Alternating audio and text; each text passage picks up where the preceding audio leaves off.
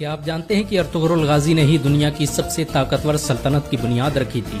उसने अपने 2000 साथियों की मदद से एक ऐसी हुकूमत कायम की जो 700 सालों तक पूरी दुनिया पर राज करती रही। उसकी नस्लों में पैदा होने वाले सुल्तान मोहम्मद फातेह ने ही दुनिया की सबसे बड़ी तोप ईजाद की थी।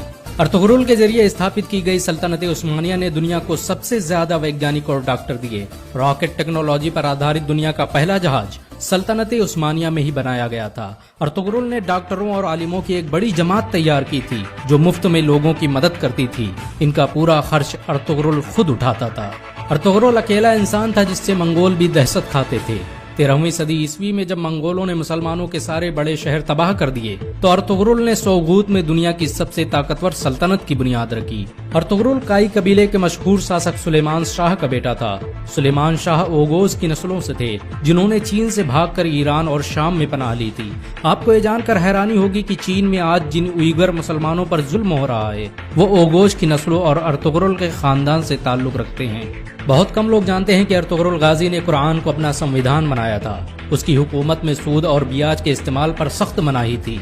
यहाँ तक कि यहूदी और ईसाई भी इस्लामी कानून के मुताबिक तिजारत करते थे। अर्तुगरुल जब अनातोलिया में दाखिल हुआ तो सलीबियों ने मुसलमानों के खिलाफ जंग छेड़ रखी थी। दूसरी तरफ मंगोल बगदाद के 10 लाख मुसलमानों का कत्ल कर चुके थे। लेकिन अर्तुगरुल के आने के बाद अचानक अनातोलिया समेत विश्व का नक्शा ही बदल गया।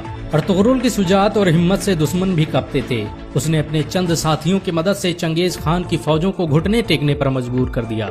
सलीबियों और मंगोलों के खिलाफ अर्तुगरुल के जज्बे को देखते हुए सल्जूकी सुल्तान अलाउद्दीन कैकुबाद ने उसे अंकारा की जमीनों का मालिक बना दिया। अर्तुगरुल कुरान के बनाए उसूलों के मुताबिक हुकूमत करता था। उसकी नजर में सब बराबर थे। यही वजह है कि उससे प्रभावित होकर बहुत से लोग मुसलमान बन गए। चंगेज खान के सिपाहसालार और सलीबी कमांडरों ने भी अर्तुगरुल के हाथों इस्लाम कबूल कर लिया। अनातोलिया की सरहदों में आकर अर्तुगरुल ने सबसे पहले सोगूत का किला फतह किया। ये वही किला था जहाँ पर हजारों मुसलमान कत्ल किए गए थे।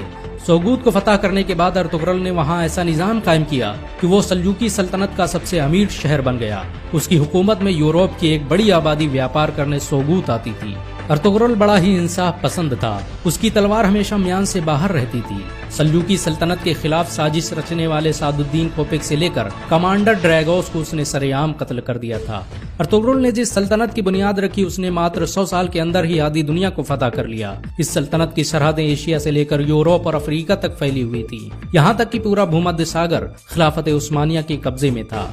17वीं सदी ईस्वी तक दुनिया की आधी दौलत सल्तनत उस्मानिया के कब्जे में थी। जापान, रूस और फ्रांस जैसे देश तुर्की की खिलाफत उस्मानिया से कर्जे लेते थे। ये सल्तनत इतनी बड़ी थी कि जब इसका अंत हुआ तो 42 नए देशों का निर्माण हुआ। आपको ये जानकर शायद हैरानी हो कि अर्तुगरुल का खानदान दुनिया में सबसे लंबे समय तक हुकूमत करने वाला खानदान है। उसके खानदान के 36 लोगों ने 700 सालों तक हुकूमत की। अर्तुगरुल के बाद खिलाफत उस्मानिया ने 500 से अधिक जंगें लड़ी जिनमें ज्यादातर फतह हासिल हुई। अर्तुगरुल चट्टानों की तरह सख्त था। वो जब अनातोलिया आ रहा था तभी रास्ते में उसके पिता सुलेमान शाह की डूबने से मौत हो गई और उसके भाइयों ने अनातोलिया जाने से इनकार कर दिया। लेकिन अर्तुगरुल अकेले ही अनातोलिया आया और सलीबियों पर कहर बनकर टूट पड़ा। मंगोलों ने अर्तुगरुल को मारने की हजारों कोशिशें की लेकिन वो कभी कामयाब नहीं हो सके। यहाँ तक कि उन्होंने अपने दुश्मनों से भी हाथ मिला लिया। बहुत कम लोग जानते हैं कि सलीबी मस्जिद अक्सा और मस्जिद अल हराम को शहीद करना चाहते थे लेकिन अर्तुगरुल ने मुसलमानों को मुत्तहिद करके उनके मंसूबों को खाक में मिला दिया। आपको ये जानकर हैरानी होगी कि यहूदी 13वीं सदी ईस्वी में ही इजराइल देश की स्थापना करना चाहते थे और इसके लिए उन्होंने मुस्लिम देशों को खत्म करने की साजिशें भी रची थी। लेकिन अर्तुगरुल की वजह से उनके सारे मंसूबे फेल हो गए क्योंकि जब सल्जूकी सल्तनत को खत्म किया गया तो अर्तुगरुल ने अपनी हुकूमत का ऐलान कर दिया। 1923 में जब तुर्की की खिलाफत उस्मानिया का अंत हुआ तो दस्तावेजों से पता चला कि खिलाफत उस्मानिया को खत्म करने के लिए कई 100 सालों से साजिशें की जा रही थी। यहाँ तक कि बहुत से यहूदी मुसलमानों के भेष में मस्जिदों में इमामत करते थे ताकि मुसलमानों के दिलों से खिलाफत की अहमियत निकाली जा सके। अर्तुगरुल ने सल्जूकी शहजादी हलीमा सुल्तान से शादी की थी। उसके दूसरे बेटे उस्मान के नाम पर ही इस सल्तनत का नाम खिलाफत उस्मानिया रखा गया। अर्तुगरुल के बेटे उस्मान ने जब तुर्की में उस्मानी करेंसी की शुरुआत की तो उस पर छपने वाला पहला नाम अर्तुगरुल गाजी का था।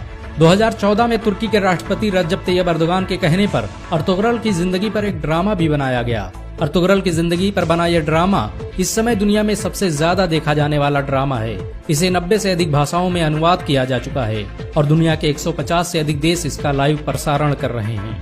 अमेरिका ने जहां इस ड्रामे को खामोश बम कहा है, तो वहीं इजराइल इसे दुनिया के लिए खतरा बता रहा है, क्योंकि उन्हें डर है कि मुसलमान कहीं फिर से खिलाफत की बात न करने लग जाएं।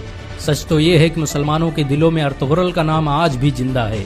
मुसलमान उन्हें आज भी इज्जत की नजरों से देखते हैं। अगर एक मुसलमान होने के नाते आपको गर्व महसूस हुआ हो तो इस वीडियो को लाइक और शेयर जरूर करें। ऐसी और वीडियो को देखने के लिए हमारे चैनल को सब्सक्राइब करें, घंटा जरूर